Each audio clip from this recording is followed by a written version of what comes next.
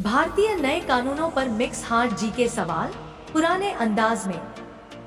आपका पहला सवाल है, भारत में पुराने आईपीसी, सीआरपीसी और एविडेंस एक्ट की जगह नए कानून कब से लागू हुए? आपके ऑप्शन है ए 1 अप्रैल 2024, बी 1 जुलाई 2024, सी 15 अगस्त 2024, डी 2 अक्टूबर 2024।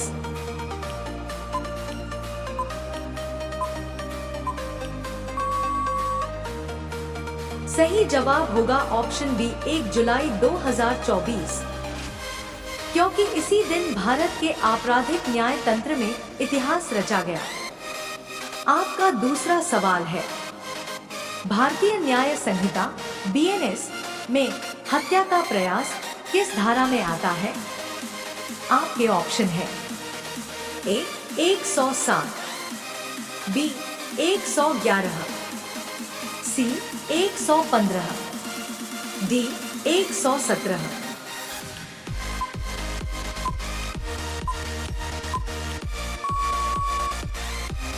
सही जवाब होगा ऑप्शन सी धारा 115, जो पुराने आईपीसी की धारा 307 के समान है। आपका तीसरा सवाल है, भारतीय नागरिक सुरक्षा संहिता बीएनएस में गिरफ्तारी की जानकारी किसे देना अनिवार्य है? आपके ऑप्शन है ए थानेदार को, बी मजिस्ट्रेट को, सी परिजन या मित्र को, डी सरकारी वकील को।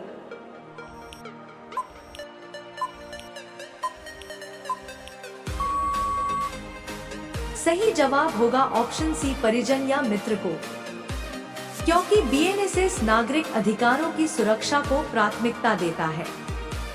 आपका चौथा सवाल है, बीएसए भारतीय साक्ष्य अधिनियम में कितने अध्याय हैं?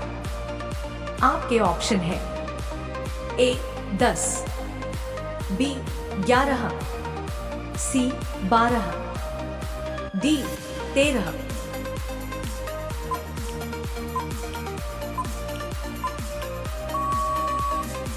सही जवाब होगा ऑप्शन बी 11 अध्याय, जो डिजिटल और पारंपरिक साक्ष्यों दोनों को कवर करते हैं।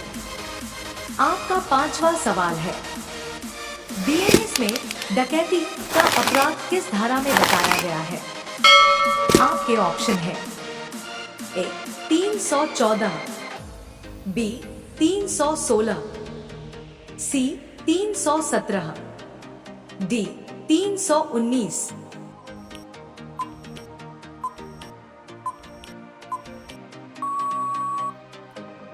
सही जवाब होगा ऑप्शन सी 317, जो पुराने आईपीसी की धारा 395 के बराबर है। आपका छठा सवाल है, बीएनएस के अनुसार एफआईआर दर्ज करने के लिए कौन सा माध्यम स्वीकार्य है? आपके ऑप्शन है ए केवल लिखित आवेदन, बी केवल मौखिक बयान, सी इलेक्ट्रॉनिक माध्यम, डी कोई नहीं।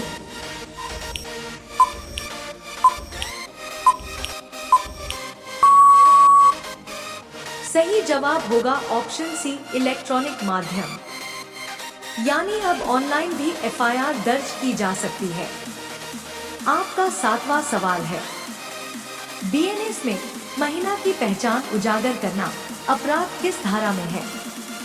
आपके ऑप्शन है ए 70, बी 72, सी 74, डी 75।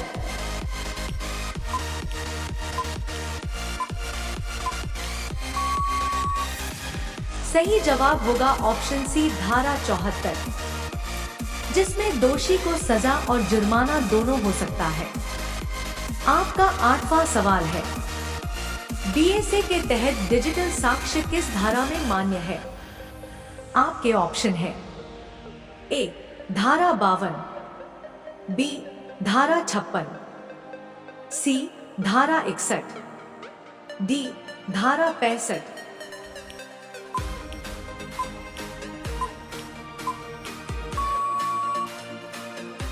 सही जवाब होगा ऑप्शन बी धारा 65, जो इलेक्ट्रॉनिक रिकॉर्ड को कानूनी सबूत के रूप में स्वीकार करता है।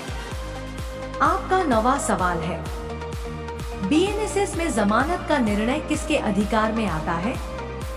आपके ऑप्शन है, ए थाना प्रभारी, बी न्यायालय, सी जिला अधिकारी, डी राज्य सरकार।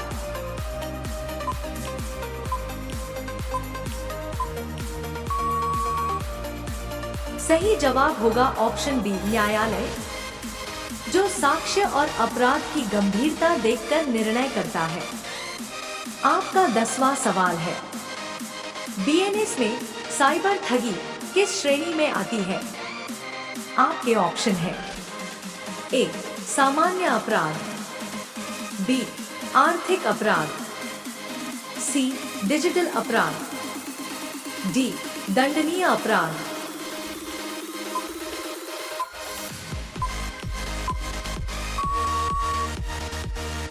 सही जवाब होगा ऑप्शन सी डिजिटल अपराध, क्योंकि यह तकनीक आधारित अपराध माना गया है।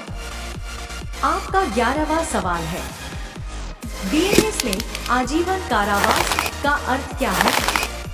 आपके ऑप्शन है, ए 10 साल, बी 14 साल, सी 20 साल, डी प्राकृतिक जीवन काल।